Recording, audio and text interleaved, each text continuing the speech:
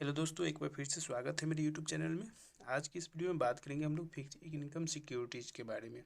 तो इस वीडियो में आप लोग जानेंगे कि क्या क्या डिफरेंट टाइप्स के सिक्योरिटीज़ होते हैं जो कि फिक्स इनकम प्रोवाइड कराते हैं इन्वेस्टर को। ठीक है, तो चलिए शुरू करते हैं। तो जैसे कि ऊपर में आप देख रहे हैं, यहाँ पे लिखा हुआ है फिक्स इनकम सिक्योरिटीज या डेप्ट इंस्ट्रूमेंट। ठीक है, ज़्यादातर फिक्स इनकम सिक्योरिटीज़ क्या होते हैं? डेप्ट इंस्ट्रूमेंट ही होते हैं। अगर आपको फिक्स इनकम नहीं चाहिए तो इक्विटी में इन्वेस्ट कर सकते हैं। ठीक है, इशूड बाई गवर्नमेंट और कॉरपोरेशन। फिर आगे लिखा हुआ fix income securities provide investor return in the form of fix periodic payments and eventual return of principal at maturity. ठीक है, फिक्स इनकम सिक्योरिटीज में आप लोग को एक इंटरवल पेमेंट जैसे कि इंटरेस्ट के रूप में मिलते हैं, या तो आपको पूरा पेमेंट मेच्योरिटी पे मिलते हैं। ठीक है, these are the security which is compensate their investor by payment of fixed rate of interest or dividend till their maturity. Example of fixed income securities are deposits, recurring deposits, bond, national income certificate, debt related mutual fund, scheme etc. ठीक है, तो fix income securities क्या है कि आपको fix आपको return provide कराएगा। ठीक है, उसमें रिस्क भी बहुत कम होगा, बहुत कम, रिस्क ना के बराबर ऐसा समझ लीजिए।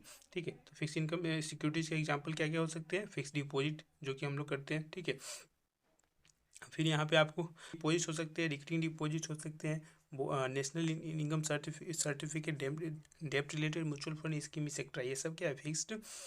फिक्स इनकम सिक्योरिटीज है। तो आगे बढ़ते हैं हम लोग।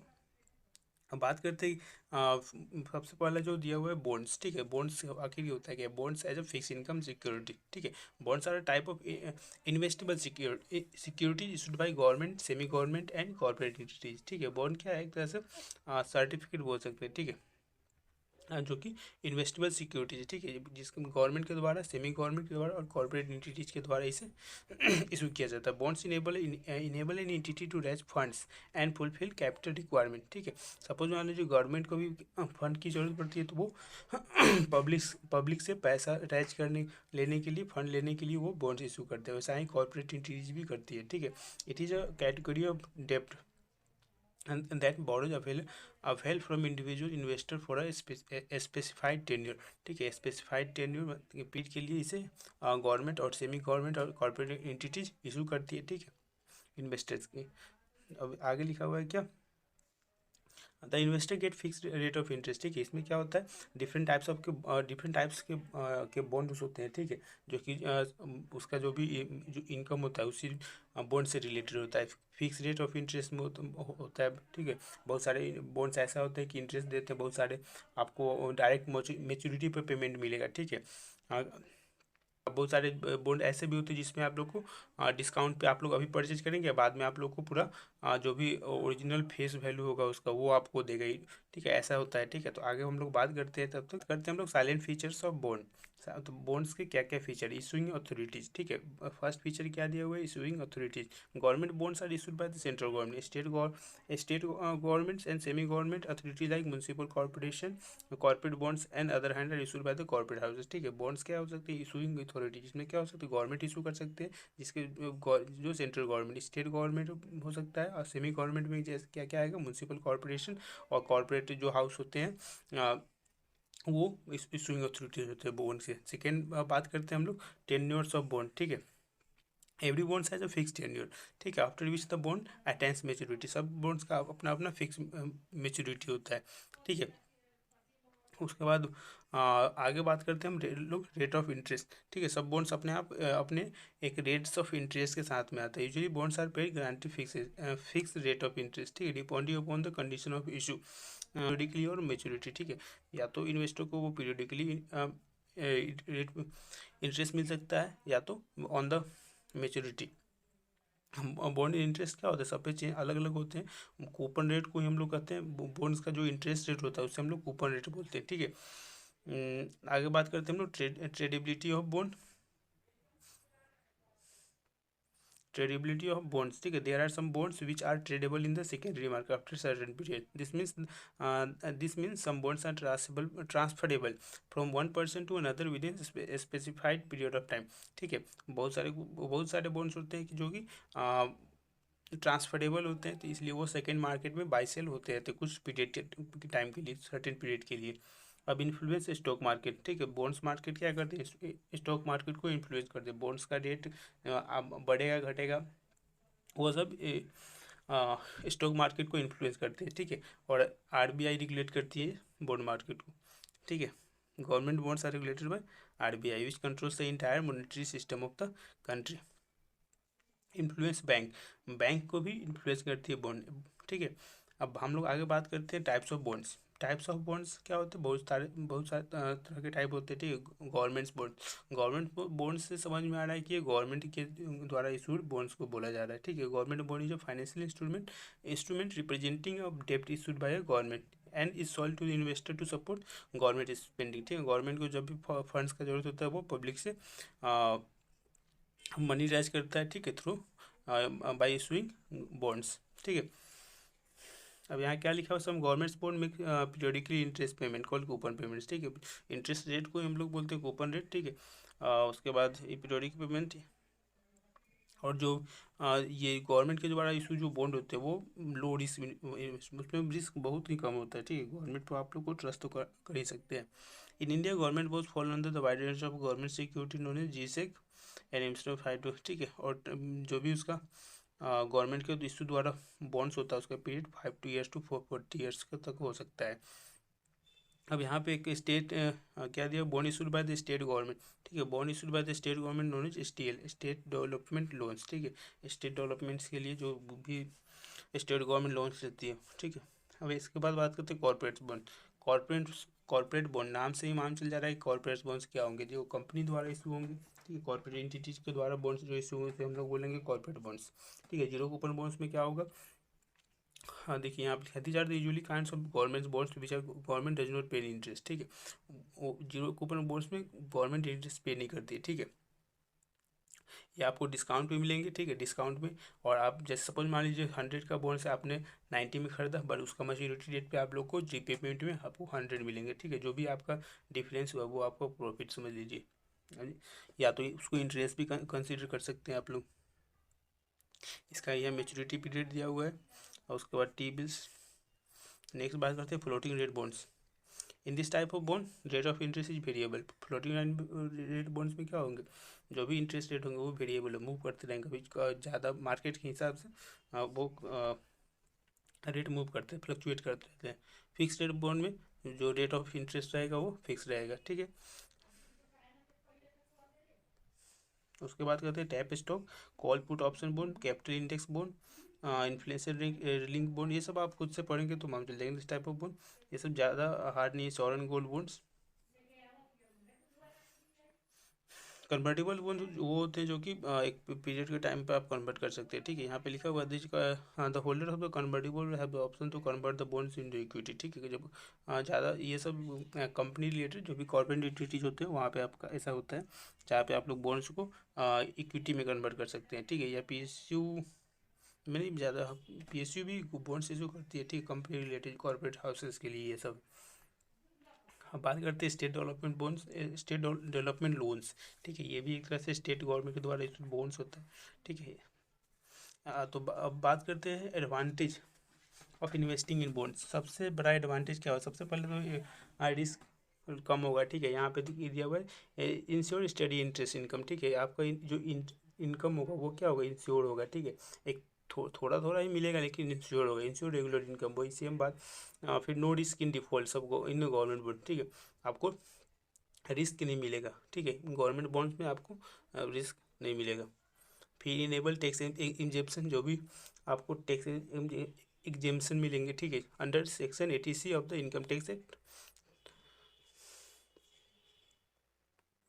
यहाँ पे एक और पॉइंट लिखा हुआ है, all government bonds are free from state and local tax of any kind, ठीक है। जो भी गवर्नमेंट बॉन्ड होते हैं वो टैक्स फ्री होते हैं, स्टेट से लोकल टैक्स से जो भी हो। लिक्विडिटी, बॉन्ड्स क्या होता है, लिक्विड, वेरी लिक्विड होते हैं। Bonds are liquid in sense that we can in cash in bond any time after lock in period before maturity, ठीक है।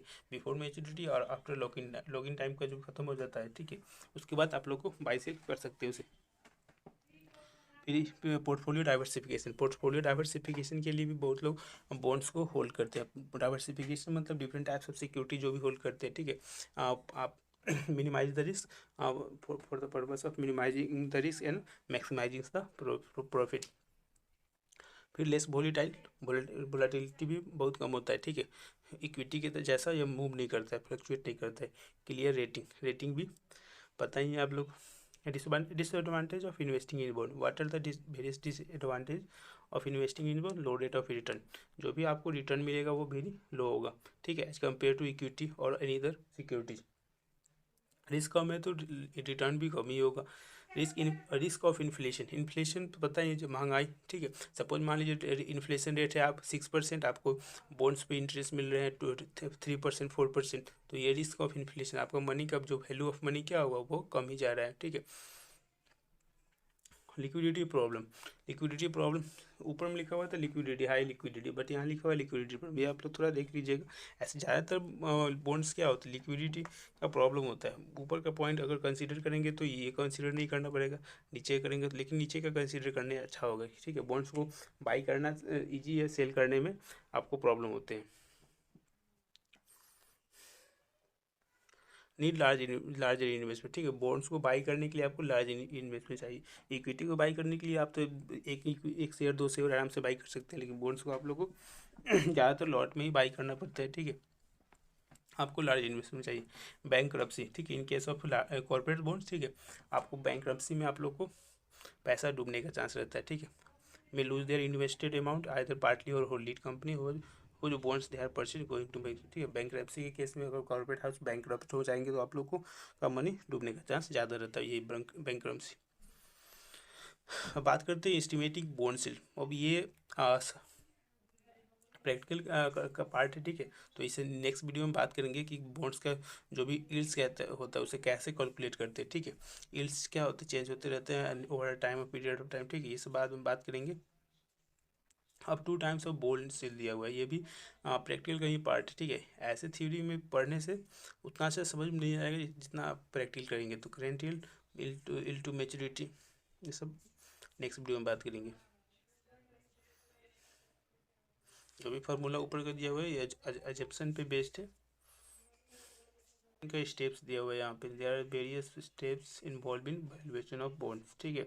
क्या क्या है, estimation of expected cash flow, जो भी कैश फ्लो होगा वो एक्सपेक्टेड कैश फ्लो को एस्टिमेशन करेंगे पहले, ठीक है, क्या आप फ्यूचर में आ सकता है, ठीक है। Determination of appropriate interest rate that should be used in discount the cash flow, calculation of the present value and expected, ये सब प्रैक्टिकल करने के बाद इजी समझ में आएंगे, ठीक है। Estimation of cash flow cycle, determination of appropriate returns of the cash flow stock, ये सब। अब यहाँ पे रिस्क लिया दिया हुआ है, types of bonds risk, bonds के साथ क्या क्या रिस्क इन्वॉल्व है। इंटरेस्ट रेट रिस्क, ठीक है। इंटरेस्ट रेट रिस्क में क्या होते हैं, ठीक है। बात करते हैं interest rate risk, the value of investment in the bond directly associated with the rate of interest change in the market, ठीक है। मार्केट में क्या होते हैं, जो रिस्क होते हैं, इंटरेस्ट रेट जो रिस्क होते हैं में क्या लिखा हुआ है, जो भी मार्केट का जो भी बॉन्ड्स का प्राइस होता है वो डायरेक्टली रिलेटेड होता है, इन्वर्सली प्रोपोर्शनल जो होता है, एक बढ़ेगा तो एक घटेगा, ऐसा करके होता है, ठीक है। तो बॉन्ड्स का जो प्राइस बढ़ने से इंटरेस्ट रेट घट जाता है, इंटरेस्ट रेट बढ़ने से बॉन्ड का प्राइस फॉल होता है, ठीक है। दोनों तरह से लॉस ही है, ठीक है। यहाँ पे क्या लिखा, when interest rate fall bond prices right, ठीक है, इन्वर्सली प्रोपोर्शनेट होते हैं, ठीक है। एक बढ़ेगा तो दूसरा घटेगा, ऐसा करके, तो वही इंटरेस्ट रेट रिस्क, ठीक है। अब नेक्स्ट बात करें इन्फ्लेशन रिस्क। अभी कुछ देर पहले मैंने बताया इन्फ्लेशन, ठीक है। अब जो भी परचेजिंग पावर है, आपका जो भी मनी का वैल्यू, सपोज मान लीजिए फ्यूचर में इंटरेस्ट, फ्यूचर के अभी सपोज मान लीजिए प्रेजेंट 6% इन्फ्लेशन रेट है, आपको 4% मिल रहा है, ठीक है। ऐसा ही एफडी में भी ज़्यादा इन्फ्लेशन रिस्क होता है, ठीक है। आपका जो भी वैल्यू होगा मनी का वो गिर रहा है। लिक्विडिटी रिस्क, बाई सेल करने में प्रॉब्लम, ठीक है।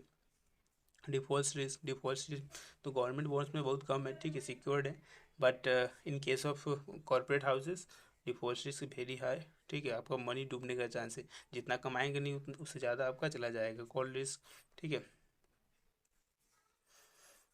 इवेंट रिस्क, कोई भी सिचुएशन हो सकता है जहाँ पे। अब कंक्लूजन क्या लिखा हुआ है, 10 bonds are subject to various kinds of risk, ठीक है। बॉन्ड्स क्या है, वेरियस काइंड्स ऑफ रिस्क के साथ एसोसिएट एसोसिएटेड है, ठीक है। Although government bonds are government bonds तो सिक्योर्ड, आप में मतलब सिक्योर्ड है, ठीक है, लेकिन कॉर्पोरेट हाउस में वेरी हाई रिस्क है, ठीक है। अब यहाँ they are offering, they offer high corporate higher coupon rate, ठीक है। कॉर्पोरेट हाउस तो high high corporate, government bonds में आपको लो रेट ऑफ इंटरेस्ट मिलेंगे, ठीक है, लेकिन कॉर्पोरेट हाउस में आपको हाई रेट ऑफ इंटरेस्ट मिलेंगे। Even in develop country like USA most company default in repayment, ठीक है। यूएसए का एग्जांपल दे रहा है यहाँ पे, मोस्ट कंपनी डिफॉल्ट करते हैं रिपेमेंट ऑफ इन्वेस्टर मनी, ठीक है। ये सब खुद से पढ़ लीजिएगा। आगे बात करते हैं default risk and credit rating, ठीक है। डिफ़ॉल्ट रिस्क तो वही जो कॉर्पोरेट हाउस आप लोग का पैसा लेके भाग गए, नहीं डूब गया, समझ लीजिए, वो डिफ़ॉल्ट हो गया, ठीक है। अब क्रेडिट रेटिंग नेक्स्ट वीडियो में बात करेंगे हम लोग। क्रेडिट रेटिंग क्या होता है, various types of credit rating agency भी है, ठीक है, जैसे क्राइसिल ये सब हो गया।